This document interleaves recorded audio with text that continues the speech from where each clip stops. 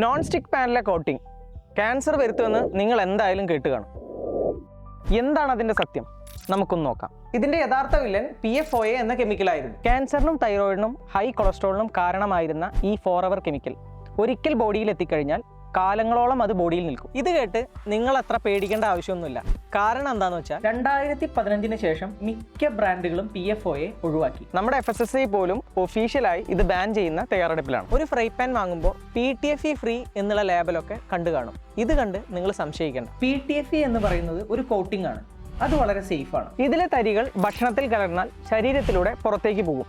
യഥാർത്ഥ പ്രശ്നം ഇതിലെ പ്ലാസ്റ്റിക്സ് അല്ല, ഇതിൽ നിന്ന് വരുന്ന പുകയാണ്. ഈ കാര്യം പ്രത്യേകം ശ്രദ്ധിക്കണം. ഇതുപോലുള്ള നോൺ സ്റ്റിക്ക് പാനുകൾ വലിയ തീയിൽ ഒരുപാട് നേരം ചൂടാക്കുന്നത് വലിയ അപകടമാണ്. നല്ല ചൂടിൽ ഈ കോട്ടിങ് ബ്രേക്ക് ആവുകയും ലങ്സിന് ഹാംഫുൾ ആയ പുക പുറത്തു വിടുകയും ചെയ്യും. ഒരിക്കലും കാലിയായ ഒരു പാൻ 10 മിനിറ്റ് ഒന്നും വെറുതെ ചൂടാക്കരുത്. തീ കുറച്ച് ഉപയോഗിക്കുക, എണ്ണ നേരത്തെ തന്നെ ഒഴിക്കുക. ശരിയായ രീതിയിൽ ഉപയോഗിച്ചാൽ നോൺ സ്റ്റിക്ക് നല്ലൊരു ടൂളാണ്. കുറഞ്ഞ എണ്ണയിൽ ഭക്ഷണം ഉണ്ടാക്കാൻ നിങ്ങളെ ഇത് സഹായിക്കും. സ്ക്രാച്ചസ് ഉള്ളതോ അല്ലെങ്കിൽ 2015 മുമ്പോ ആയിട്ടുള്ള ഫ്രൈ പാനുകൾ ഉണ്ടെങ്കിൽ എത്രയും പെട്ടെന്ന് അത് മാറ്റുക. ഇനി പുതിയതാണെങ്കിൽ PFOA ഫ്രീ ആണോ എന്ന് ഉറപ്പുവരുത്തുക.